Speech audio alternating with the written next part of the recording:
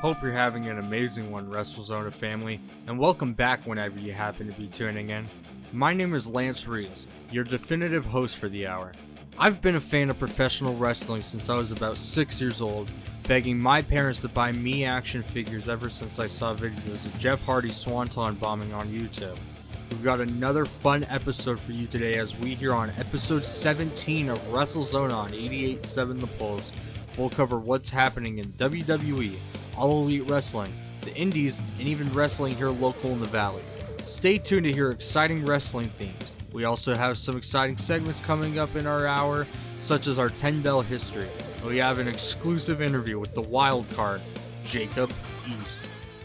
Hopping into the world of WWE, it has been announced that the New Orleans hosted WrestleMania 42 will no longer be taking place in the state of Louisiana. Also speculated is that Las Vegas will become a regularly hosting city of WrestleMania. This is not quite confirmed yet, but it would make quite some sense. But we hope to see, or at least I hope to see, and I speak for a lot of people, that WrestleMania should be happening in Arizona. AEW Double or Nothing is coming to Glendale, Arizona. I am very much looking forward to this. I was granted media credentials to go. I'll be covering in more detail what happens the following week after the post-media press conference that I will be attending. I also attended the 40 Years of Foley tour. I was granted table and credentials to go to that event. I got to see Nick Nemeth and Mick Foley talk live. It was very entertaining. I don't mean that in a negative connotation, but very entertaining actually. Mick Foley is just a great guy. His team is very responsive for me, so I appreciate everyone who is involved with that event. If you're a Wrestlezona listener outside of Arizona and you do want to see that tour, I'd encourage the 40 Years of Foley tour. It's very much a one-man show. I think he brings in guests. Nick Nemeth was just for the Arizona show, but he brings in guests occasionally. And yeah, he's a great speaker. Very inspiring and hilarious. Hey, don't go anywhere. We have our interview with Jakob East coming right up. But first, let's get into our 10 Bell history. 10 Bell history. 1. Ric Flair wrestled from 1972 to 2022. 2. Bryan Danielson has a notebook of lessons he learned from Vince McMahon. 3. MJF once was a body double for makeup practice backstage for Finn Balor's The Demon character. 4. Hangman Adam Page was a school teacher before making pro wrestling a full-time gig. He taught graphic design and journalism. 5. Luchasaurus was once on the reality TV show Big Brother. 6. Andre the Giant once fell asleep during a match with Big John Studd. 7. The crippler crossface was invented by Dean Malenko, not Chris Benoit. 8. The earliest WrestleMania was on March 14th. 9. The British Bulldog lost his European, Intercontinental, and Tag Team Championships to Shawn Michaels in 3 different matches. 10. Val Venus used to ride motocross before joining the WWE. That wraps up our 10 Bell history. Now let's get into our interview with the wild card, Jakob East. Let's get started. So I am joined in studio with the wild card, Jakob East. And for those who don't know, could you tell us who the wild card Jakob East is? So for a lot of people that don't know, so I'm a professional wrestler. I've been in the wrestling business for about 3.5 years now. I've been wrestling for about a year because for 3 years before that, I was a ring announcer. I was doing commentary. I was doing interviews. Pretty much everything I could do to get my foot into the door. As for a long time, I was still trying to get my body in the best shape possible. I was healing my body from a couple injuries and dealing with a lot of just financial situations, getting myself ready for pretty much the financial part of being a wrestler, because I think that's it's a huge part of wrestling that people don't get. So for me, I like to base the wild card Jakob East off of my love for music, my love for high energy, throwing my body to the wind, and unpredictability. Uh, so I've been a huge fan of wrestling ever since I was a kid, and now I'm living the dream. So I gotta ask, why professional wrestling? What about it sticks out to you? You know, I always get asked that question, and I think as usually it's from family members and friends, a lot of people that don't get it, and for me, it's the only thing that I've ever emotionally and connected to and felt a big connection ever since I was a kid. Now, especially compared to a lot of my peers, I started watching wrestling really late into my life, probably around maybe 11 or 12. Especially also being someone younger at our wrestling school, not that much younger, but I grew up watching a lot of John Cena, a lot of Daniel Bryan. Those were my guys when I was a kid. And my mom almost didn't want me to watch wrestling. It was a very standard parent thing to not want their kids to watch it, but she saw how much of an impact that guys like John Cena had made on me and the message that he was sending. And a lot of the messages that the good guys in wrestling were bringing to kids at the time. So I know a lot of people don't exactly like the PG, kid era of professional wrestling, but it had a huge impact on me. And whenever I got done with school, it was just all I could think about doing. It was, I mean, truly, I didn't feel like I had another choice. And I was never a kid that felt like college was for me. I just knew that why would I put my money into something that I wasn't 100% on, that I wasn't going to go all in for. And this was the only thing I was going to go all in for. Before, my thoughts about being a wrestler were realistic, and just kind of having it be a kind of a fever dream.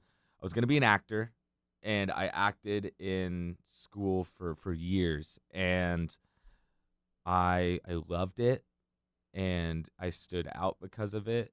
I went to Campo Verde High School, and a lot of our money went into our football team. It went into trips for their student council, and so we didn't get a lot of money, and we didn't have a lot of people that did acting. I was like one of the 3 guys that would do it. So I got a lot of opportunities to showcase projection of my voice and my love for playing characters and my love for being in front of an audience and having a spotlight. And I just knew that the only way through and the only other option I had besides like traveling out and spend a bunch of money to go to an acting school was to do this. Mm. So before wrestling even, what was it like performing in front of a live audience for the first time? I loved it because, acting on a stage is pretty different, especially because when those lights are on you, it's actually kind of hard to see the audience in front of you. I think a big part of the fright that people get of performing on a stage is seeing the audience in front of them and the intimidation that comes with that. And having a million things in their mind running at the same time. The people in front of them, memorizing lines. Where should I be on the stage right now? How should I be looking? Where should I be looking? And that was never something that stressed me out. I mean, obviously, when I was acting, we would be rehearsing our shows, for 3 months straight, every day for 3 months, or even longer than that.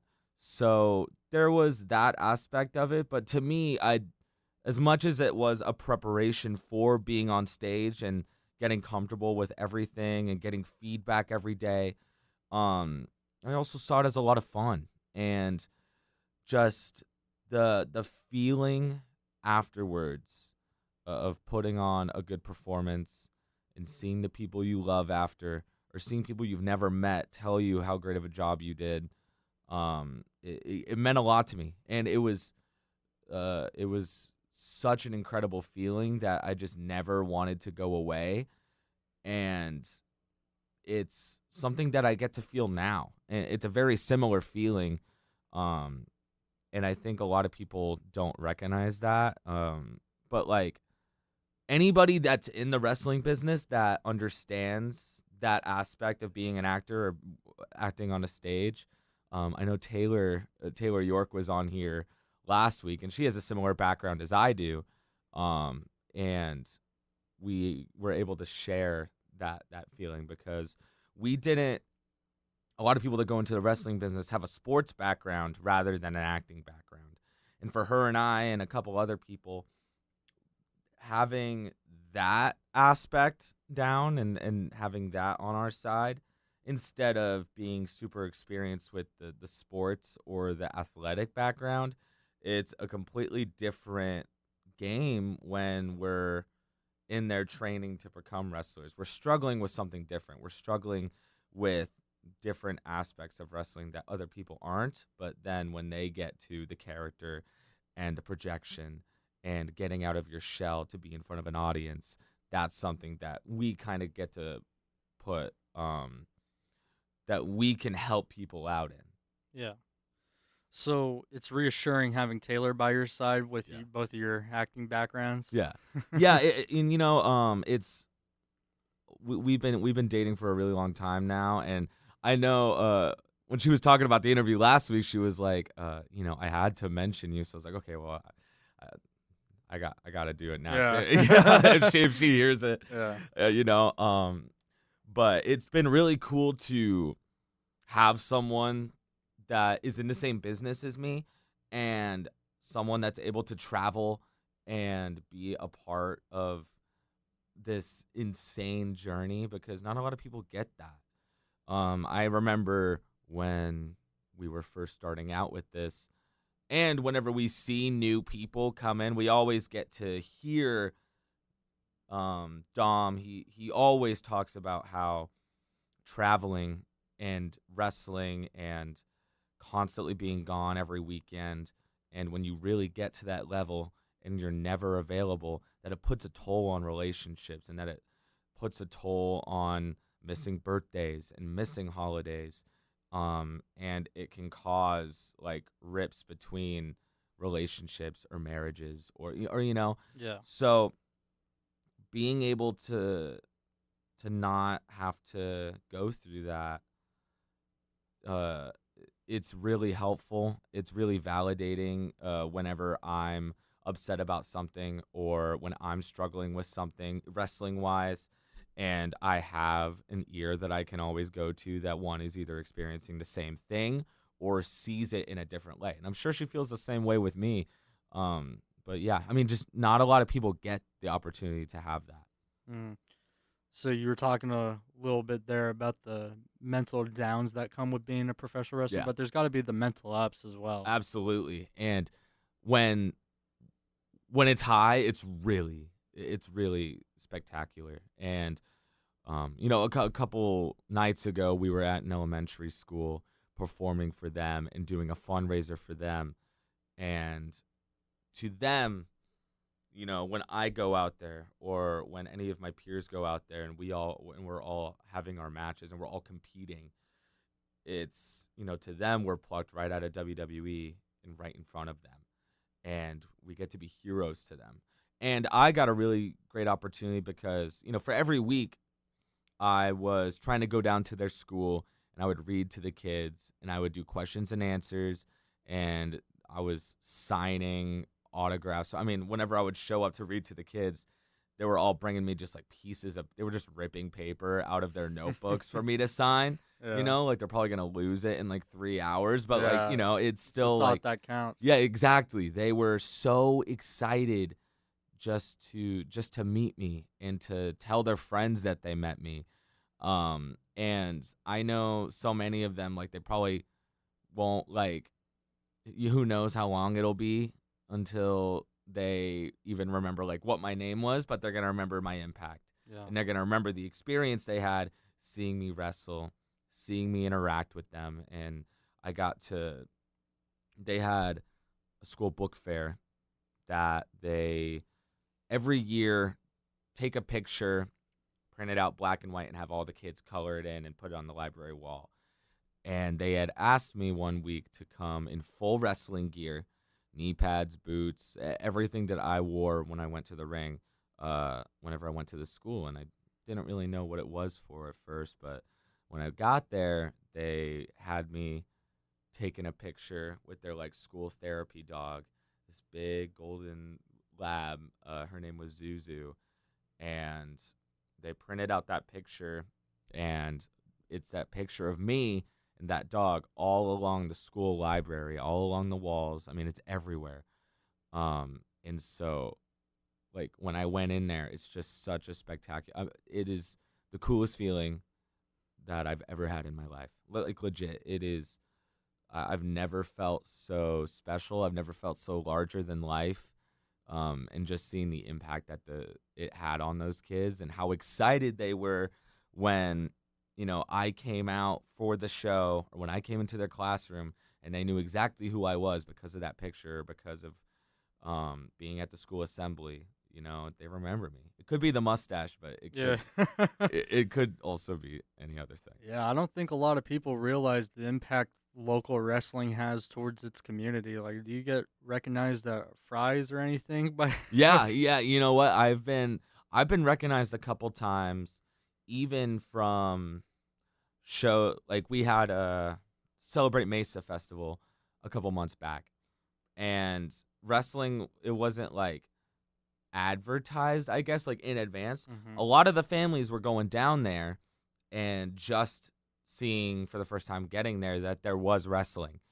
And I had multiple kids come up to me and say that they remembered me from past shows, from seeing a show at their school or other stuff, and remembered me specifically. I've been recognized at EOS a few times, like guys at the gym that had been to one of our big PCW events. Mm-hmm. I've been recognized at my other job before. So that is an even cooler feeling. I almost never I don't expect it. I go around and, I'm not going my day-to-day life in full gear and with a full tan on, so I don't expect much throughout my day until, I'm out performing and competing. And whenever I get those surprises, it's such an awesome feeling. So you've talked a bit about the recognition, but how has committing your life to the sport changed your life other than that? I gave everything to wrestling, everything, like my whole life. When I work in the day, it's because I use the money to travel to wrestle, or to invest in myself, in new gear, in things for me to look better, in my diet, in the gym. Everything comes back to wrestling. It's a long chain of what I surround my life with. It's because I know in the long run, it's going to make me a better wrestler. It's going to make me a better competitor. It's going to make me look like a star. And that's something I want. I want to look like a star. I want to be one. And so when I wake up early in the morning, it's so I have enough time to go to the gym, and so I have enough time to get to training. Or when I have a really long day at work, and I work outside, so it's I got to make sure that I'm not drained enough to not train that day. I want to make sure that I give my all into this, because that's you can't give yourself a choice, especially in a sport like wrestling or in athletics, any field. If you want to be a professional at it, or if you want to be the best or the top of the mountain, you have to give everything. And I see too many people around me not do that. And I think that's something that people don't recognize is holding them back, is everything you do, even when you don't think it's wrestling related, it has to come back to it. Or in your field, you got to be listening to the right podcasts. You got to be listening to the right music to keep you in a good headspace, or you have to put the schedule you eat or the schedule you work or everything. So my whole life is surrounded by it. And so yes, wrestling took everything from me. It's taken pretty much everything in my life, but I wouldn't want it any other way because I know it's going to put me on the right path. So I've heard you mention music quite a bit Yeah. during the interview. Is that a big part of your character? It is. It's a big part of my life too. And I knew when I wanted to step away from announcing in commentary and go into wrestling, that was going to be the differentiator between the two. Because when I was commentating and announcing, I was very clean cut. I just had to have my hair slicked back and just be a very white meat, standard voice and face that people can rely on. And for wrestling, it's very different. You have to completely stand out.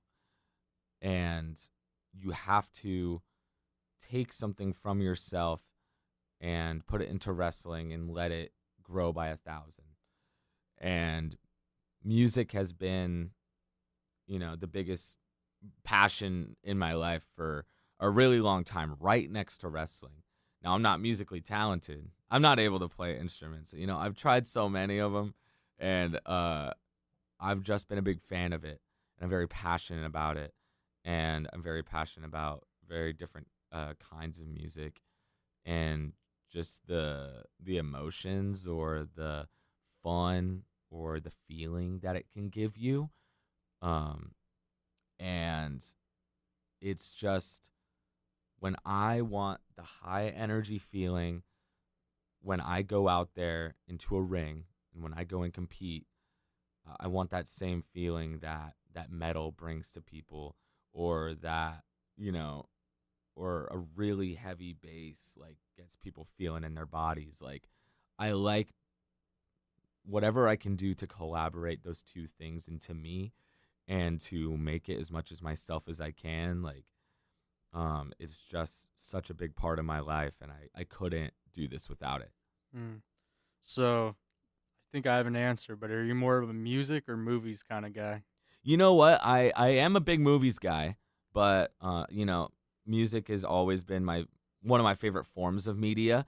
But I have been a big movie fan for a really long time, especially during the pandemic when I was just inside all day. I was watching a lot of movies, and I was watching a lot of TV.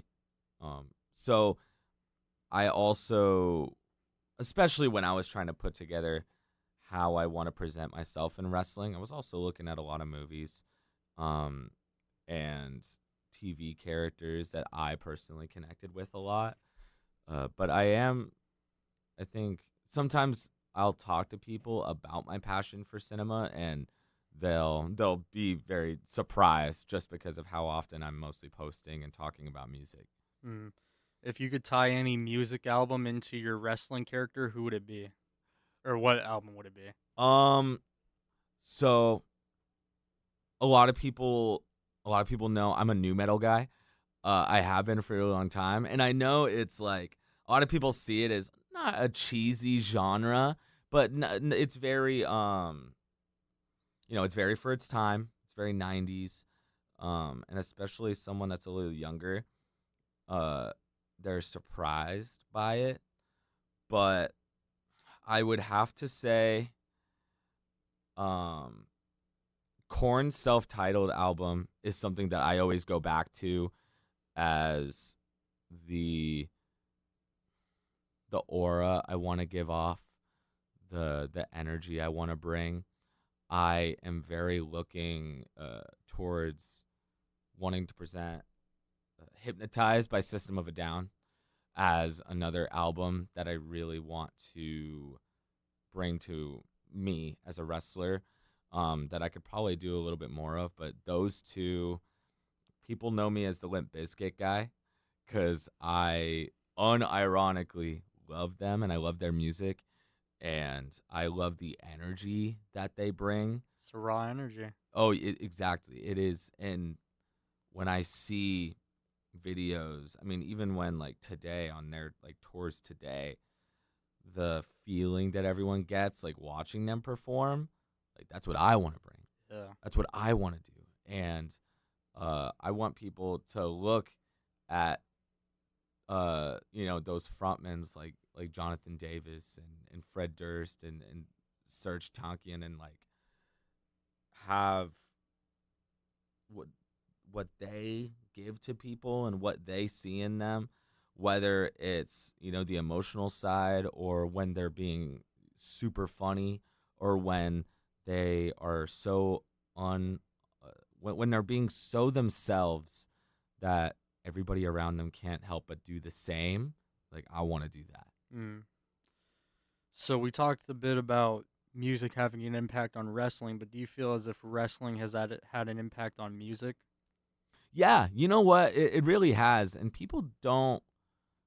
I think people are starting to recognize it a little more now, especially right now with WrestleMania just having Travis Scott come in and almost every match, between every match at WrestleMania, you're seeing all these famous music artists and rappers in the crowd having a time of their lives because every era of wrestling, especially right now because we're at a peak, every high time in wrestling, music artists really want to get involved. They love performing for wrestling crowds because they know that they have a great energy to them and they're all excited to be there.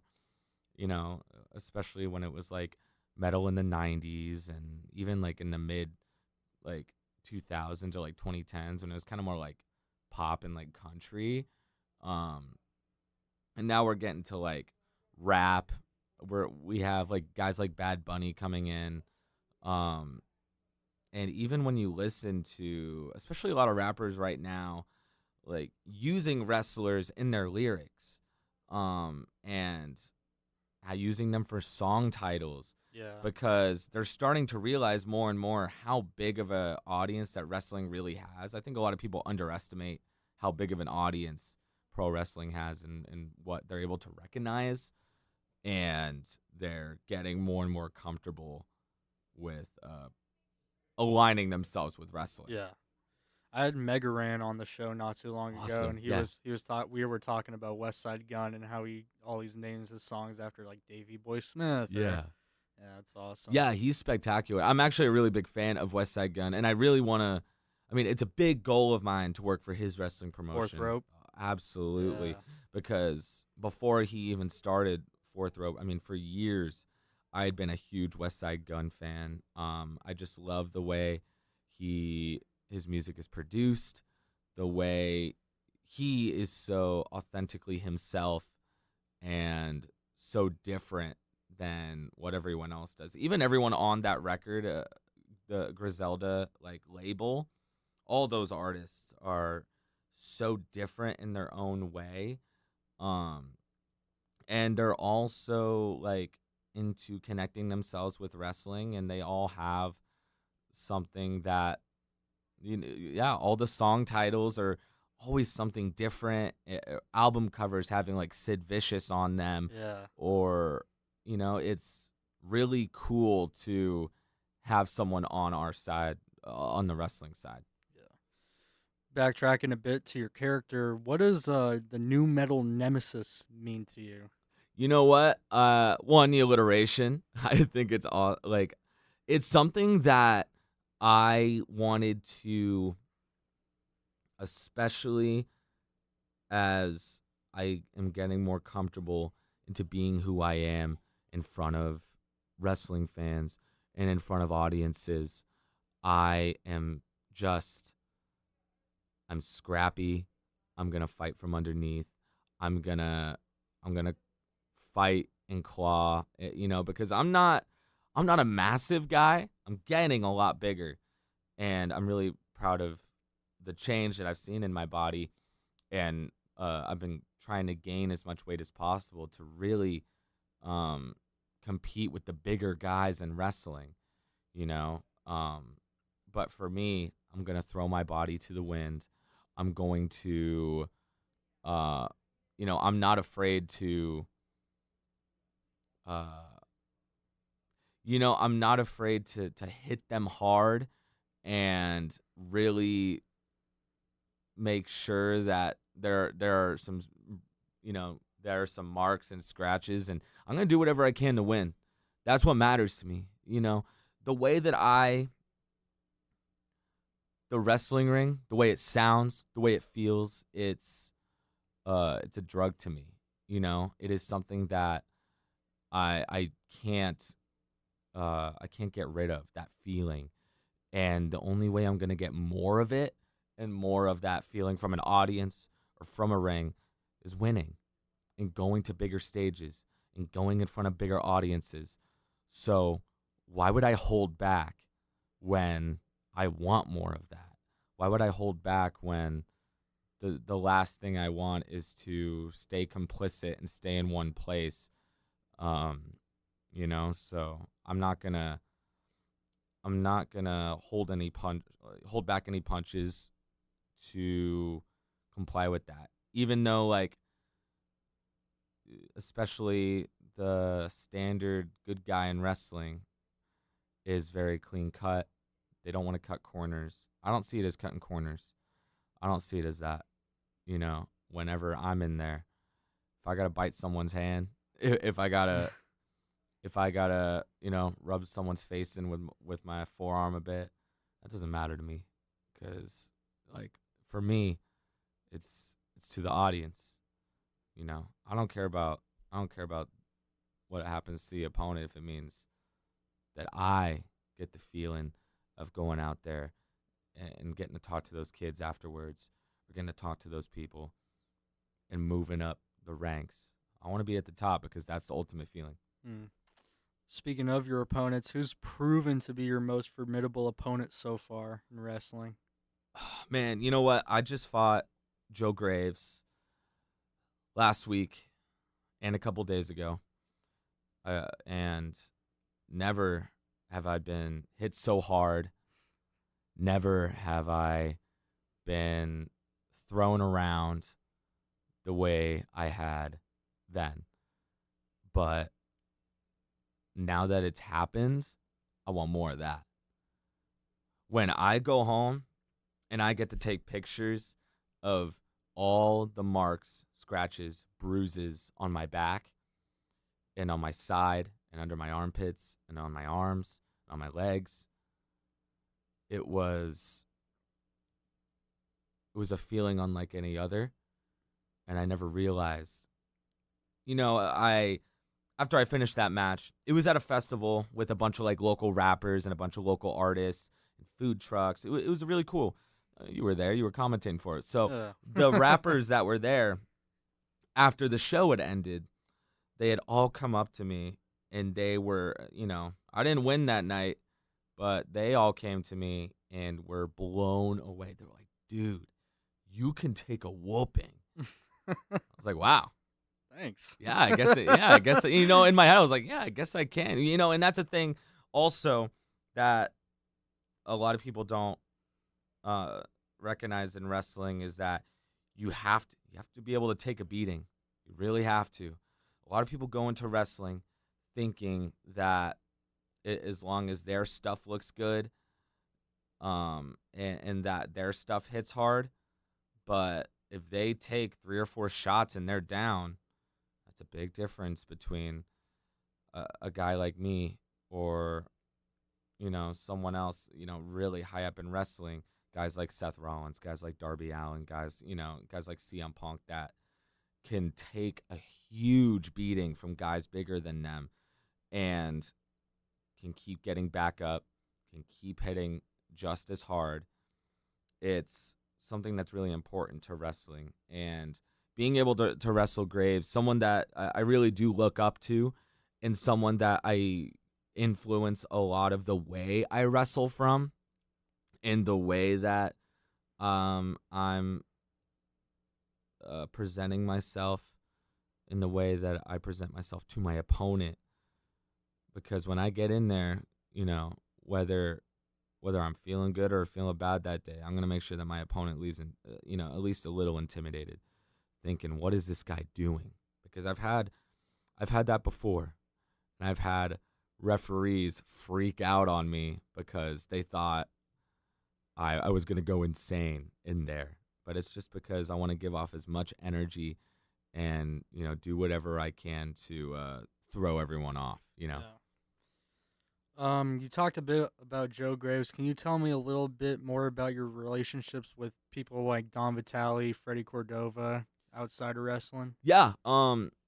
So Freddie Cordova, Freddie was actually the guy who got me into wrestling, into being a wrestler.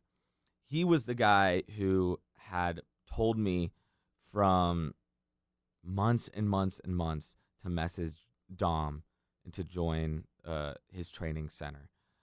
Because when I had gotten out of high school, I had no plans. I didn't think wrestling was realistic enough, so I didn't go for it.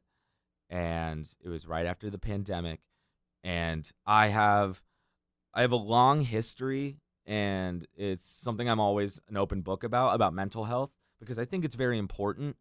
And I've been living with mental health struggles, for most of my life. I mean, probably about half of it, since I could remember.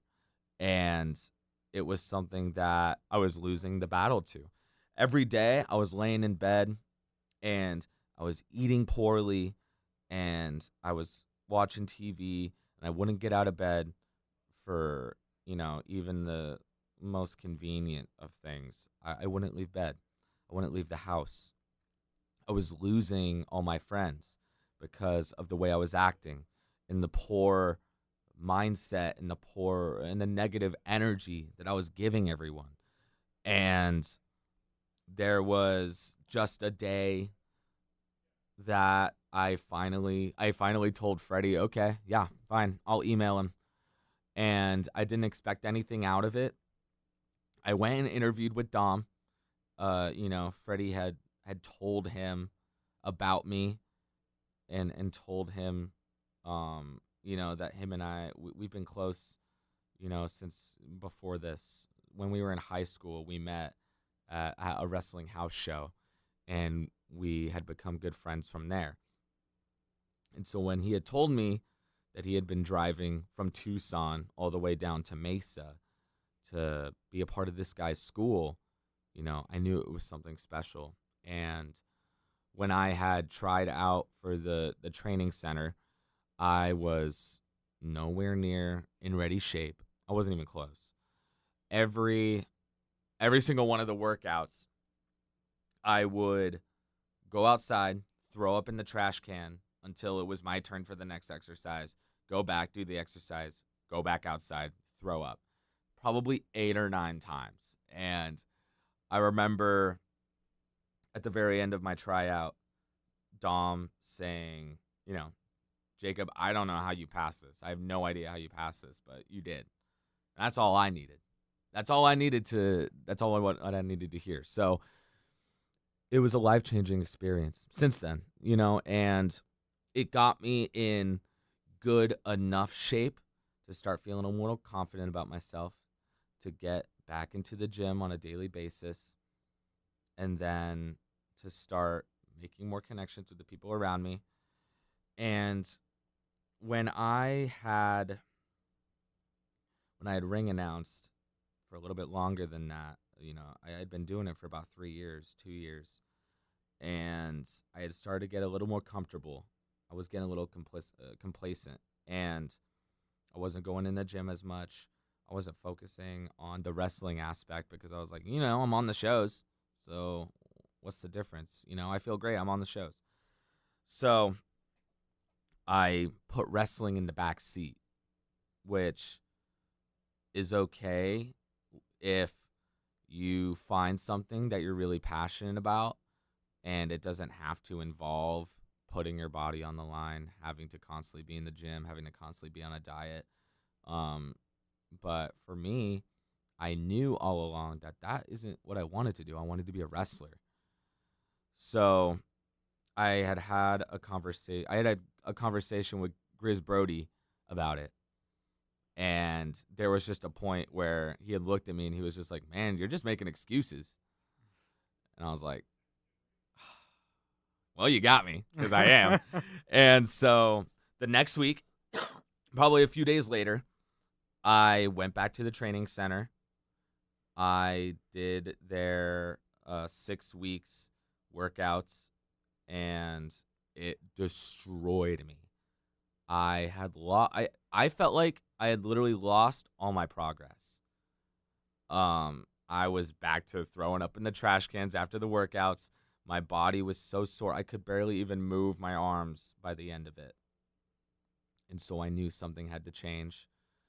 At this time, I had been dating Taylor for a few months now, and she was the one who had got me to get on a good workout plan, to get back in a ring on a constant basis, to get on a good nutrition plan. And since then, my progress has just skyrocketed.